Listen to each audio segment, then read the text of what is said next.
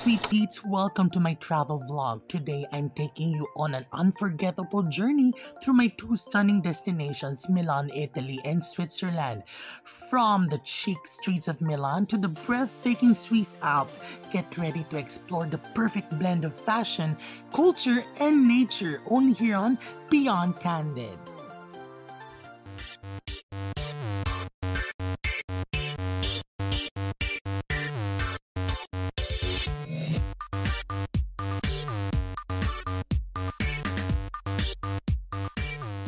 Hello, Tweet! Halina samahan niyo kami para sa ating travel adventure. So, unang stop natin muna is Italy, Milan, and afterwards, Switzerland tayo. So, may layover tayo sa Dubai. So, nandito na kami sa loob ng airport at magstay tayo sa lounge. Napakasosyal. So, yan. Samahan niyo kami. So, nandito na kami sa lounge. Nag-dinner. Ang dinner namin is may rice, Alfredo pasta, teriyaki, may tofu, may sandwiches. Tapos meron din paliguan and CR. So yan. So hanggang 11 o'clock kami dito kasi 11:15 punta na kami sa boarding gate namin. Kain na kami. Unlimited drinks. Nahiya ako kasi kaya tahimik lang kaya ko. So yan, papakita ko yung buong paligid pag may time.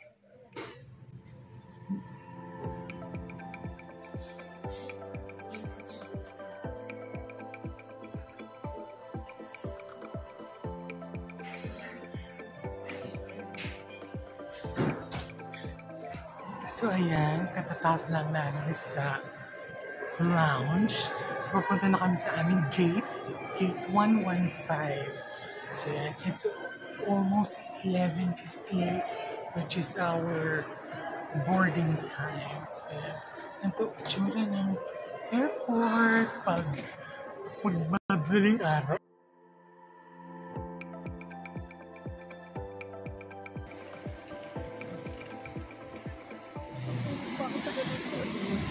Siyempre, hindi natin alam kung kanino to. Punas muna to. So, it's 12 o'clock. Nasa taas na kami. So, for light meal, pwede beef tapa or pansit kami. Tapos ang breakfast ay ito si tatapa kami.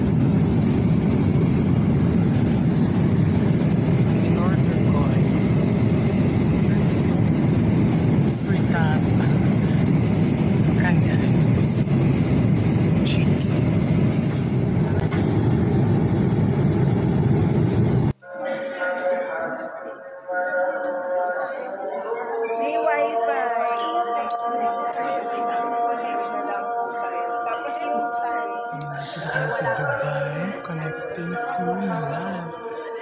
So it's 4 o'clock in the morning. Ang boarding namin is 8 o'clock. So may prayer na nangyayari. Yun yung naririnig mo.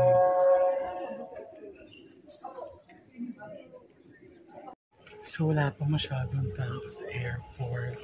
Kasi 4 o'clock, magpa 5 o'clock. Alam mo sa sobrang yaman ng Dubai, ang oras na nila ay Rolex.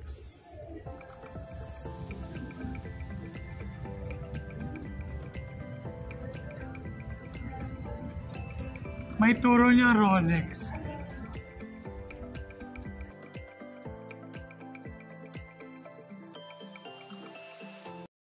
For our flight dito sa Dubai, on our way to Milan. So nasa lounge po muna.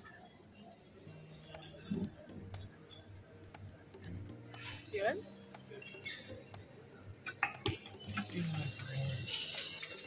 So may croissant, may chocolate croissant, may kabayan, yung parang sa bakery. Yung Madeline, yung sure. Alam naman natin, 8 hours ang ating biyahe. So, nandito tayo sa Dubai for layover. And, salamat sa lounge. Ano tayong shower, makapag-shower. Kasi nanggigita pa na hair ko. So, para fresh tayo paglabas. So, shower lang muna ako. Diba? Libre ang towel. Libre ang shampoo, conditioner, sana. Refresh na tayo. Kapatid ko na. Sayang, kapatid ko naman ang naliligo ngayon. So, ito yung waiting area namin, lounge. Diba? View namin yung airplane para ready kami pagpasok sa aeroplano namin.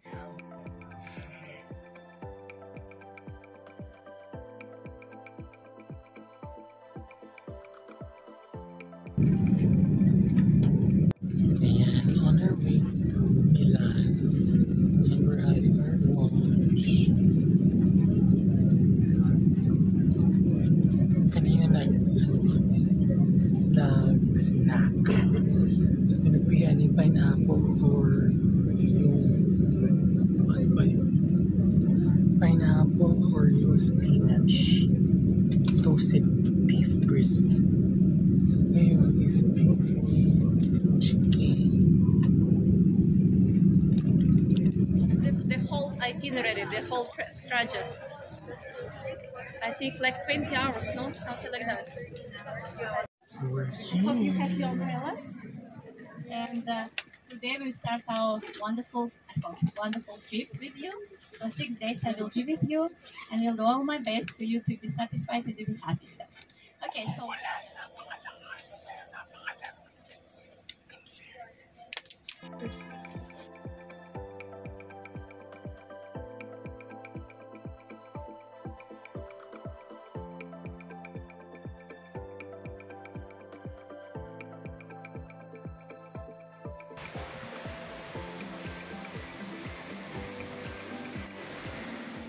Dalawa lang kami cash sa elevator. Go. Ayan. So, kararating lang namin. Ito yung corridor. Doon kami pinasok sa isang hotel. Paano gagawin? Tata.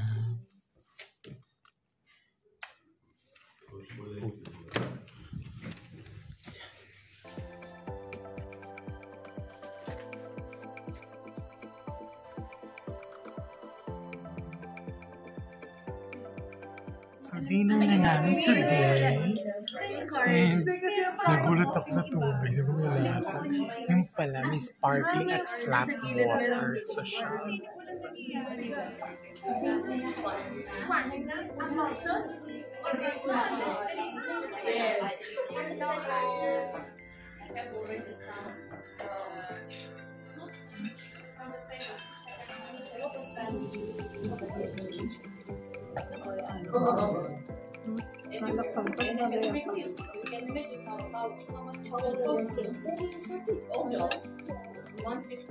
So, anong price naman tayo?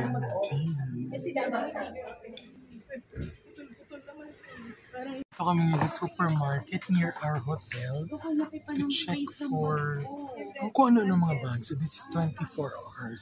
So, nandito kami ngayon sa cheese section and meat.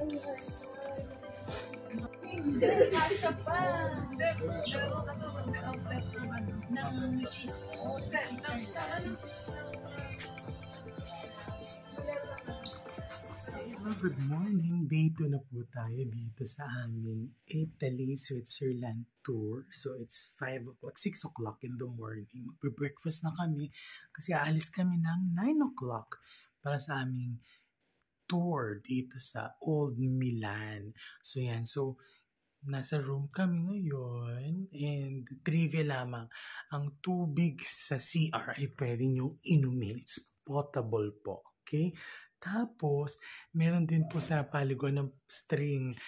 Kala namin sa hot water yun, pero yun pala, that is used para pag in case of emergency, na may kung ano nangyari sa'yo, at least mahihila nyo yun and pupunta ka agad ang nasa front desk.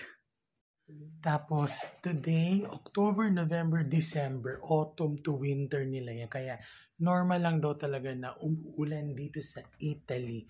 There is a saying daw sa mga Italians na pag umuulan, good luck daw po yan. Lalo na pag may mga gantong events, wedding, graduation, or di kaya mga tour, good luck daw yan sa kanila.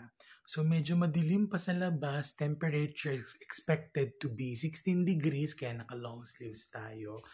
And medyo, katulad ng binanggit nga, maulan, drizzling daw. So always bring payong. So sa mga pupunta po dito sa Italy, ang dalhin niyo pong jacket is yung water resistant. Tama ba? Water resistant. Yung may hood din. Kasi uso sa mga Italians pala yung kahit nakapayong ka, naka-jacket ka, naka-hood ka pa para safe ka sa mga ganung basa ang nangyayari. So there. So we're going down to have our breakfast sa -0 daw. -0, -1. So tara, samahan nyo kami. So nandito na kami for breakfast. Exact 7 o'clock nag-open sila. So yan, maraming tao, visitors. So we have salamis, we have cheese, we have everything. Sorry.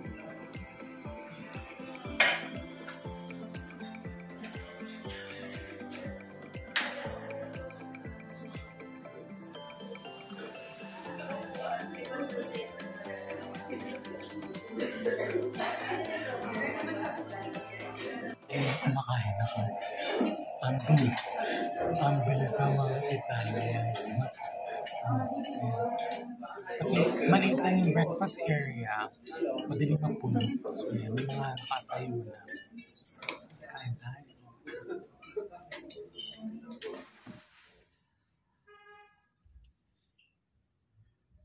So what we will see today, the first step will be the Church Santa Maria delle Grazie, with the masterpiece inside of Leonardo da Vinci. Then we will have the famous Castello Sforzesco, and then we will have the short walk towards the Duomo Square. We will see the Duomo Cathedral, the first shopping center in Europe, I think in the world maybe.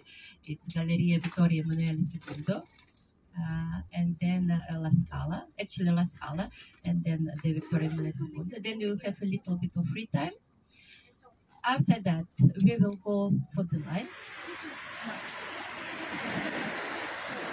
So our first stop for the tour is Santa Maria delle Grazie. So this is where we could see the Last Supper, painting the Supper of Leonardo da Vinci. So we would not go inside kasi parang maliliit.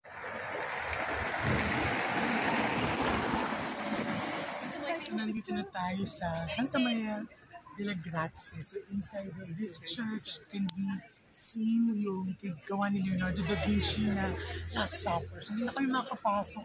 Group picture na kami. Medyo malamig. Para siya mga 15 degrees siguro.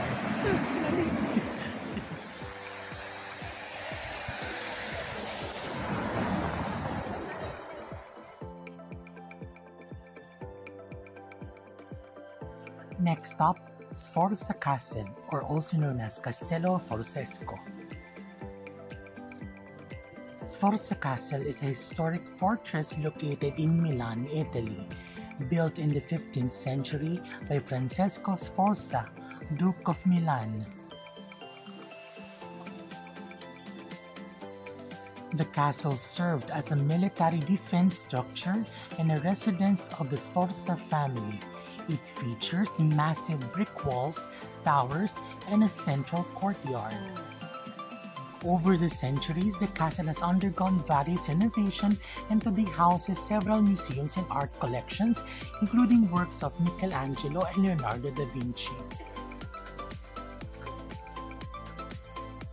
It is one of Milan's most prominent landmarks, symbolizing the city's rich history.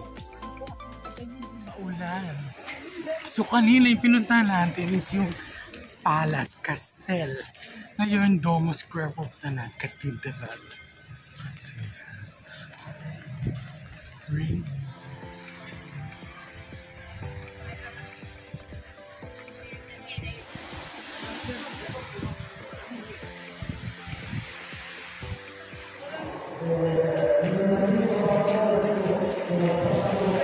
Ito yung Teatro Scala.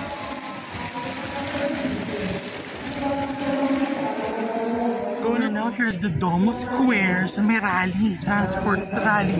So every Friday daw nang ginagawa. So ito ang Scala Theater. So yung kilalang theater po.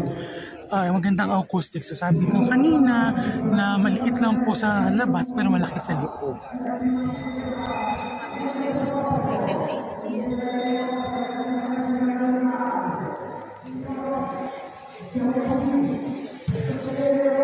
Puntahan naman natin yung testicle ng bull na kung saan pag ikaw ay gusto mong mabuntis, ikot ka 3 times. Tapos afterwards, then pag ikaw gusto mong bumalik, so sabi pagka punta natin dito wala mo ng free time. Siguro store. The Galleria Vittorio Emanuele II is a grand 19th century shopping arcade located in the heart of Milan, Italy. Known for its glass vaulted ceilings and intricate mosaics, the Galleria connects Piazza del Duomo to Piazza della Scala. One of its famous features is the mosaic of a bull on the floor, which has become a popular good luck tradition. Visitors spin their heel on the testicles of the bull for good fortune, a ritual that has worn a hole in the mosaic over time.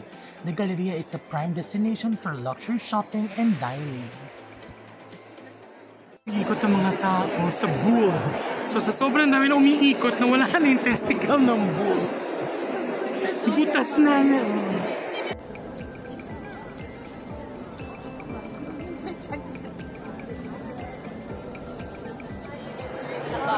You like Campari? Campari with Campari? It's like a little bit bitter, like, you know? You should try. Good for the wine. It's not wine. It's a liquor. It's liquor. Itong Campanini, ito daw kung saan umiinom yung mga kilalang artista, mga celebrities. Ayan. So ngayon naman, makita natin yung Domo Cathedral. The Domo Cathedral or Milan Cathedral is an iconic Gothic masterpiece located in Milan, Italy. Dedicated to Saint Mary of the Nativity, it is one of the largest cathedrals in the world.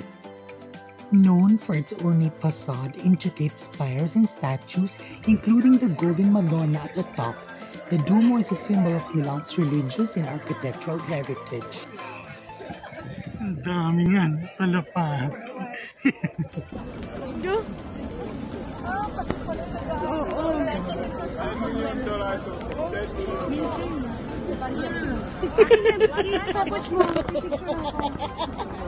Kaya naman pala lumalapit ang mga pigeons sa akin.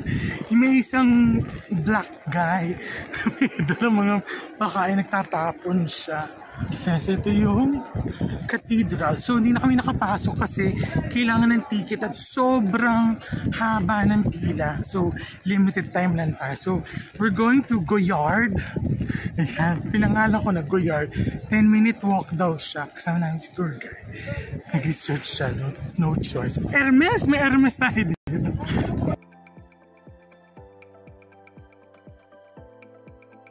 So ito ay special. Ni-research talaga ng tour guide namin. Ayan. Si Mami. Mami, how are you? Hi. Fashion Institute. So that's the Fashion Institute. Kasi alam naman natin, ang Milan ay kilala sa isa sa mga fashion countries. So you have Japan, Paris, Milan. So, so every month or twice a year, fashion show dito.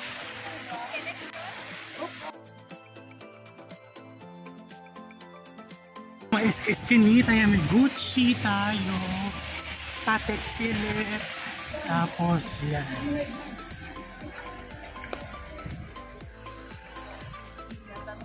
So, nandito na kami sa eskinita for Goyard. Pero sabi nila, ang sought after na tatak dito is Gucci. Siyempre, love your Goyard. This shop, Goyard. Hindi pindot pala ang Goyard dito. May sariling balahan. Hello guys, update. Hindi pa kami nakabili. Sawi kami kasi for 12 o'clock we have our reservation sa restaurant. And sabi doon sa Goyard, 30 minutes pa. Medyo may pila nga, katulad nung pinakita ko nga. Kaya ayun, balik na lang kami for our lunch. We're just going to look for other brands na lang sa Luzerne sa mga pupuntahan pa namin.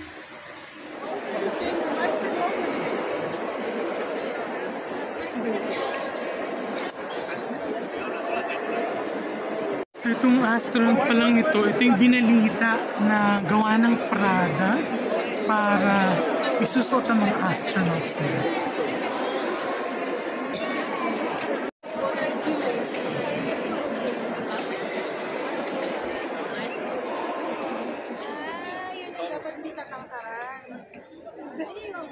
Sa mga tower sa taas, Mall Madonna, Madonnina. So yan ay ano? How many are those?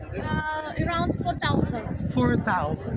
So there are no only Madonninas. There are different sculptures of different saints, but most of them are Madonninas. So there. Malamig, medyo malamig. Tumila ang ulan, pero makulimlim.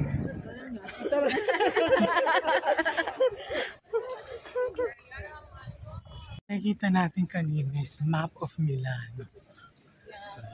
So we're now going to our lunch.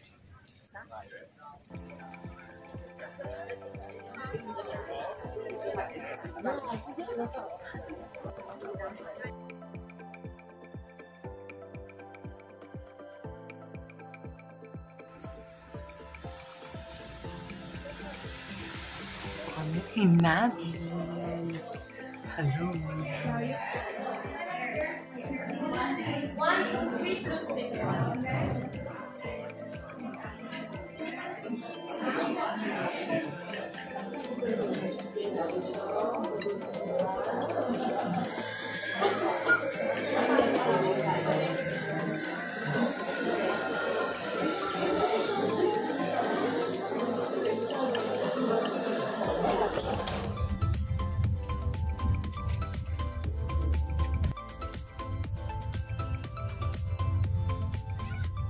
So, nandito tayo ngayon sa outlet sa Sierra Valley.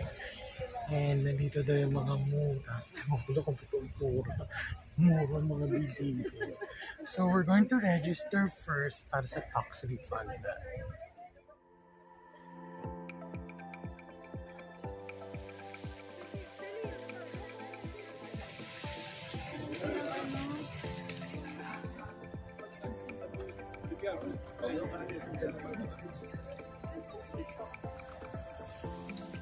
So, katataas lang namin sa Prada. Ngayon na mapuntahan natin ang Gucci. So, ayan. Katatapos lang namin. Gucci. Ang laki ng mura ng Gucci compared sa Philippines. Ang belt, sabihin natin 30 plus thousand. Dito, 15,000. Ang bag ng kuha ng 50 plus. So, yan. So, waiting lang kami. Ayun ang Lacoste. May Lacoste. Punta natin. So, now we're going to have our dinner dito sa isang restaurant.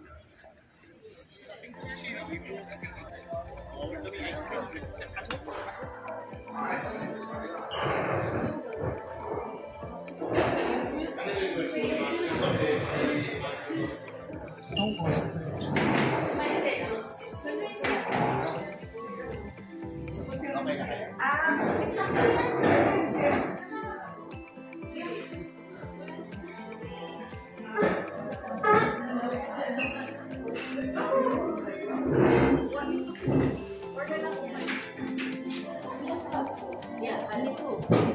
Oh yeah, chin na. Okay, chin na. And eye contact. Wait, I'll give you. Eye contact. I want to.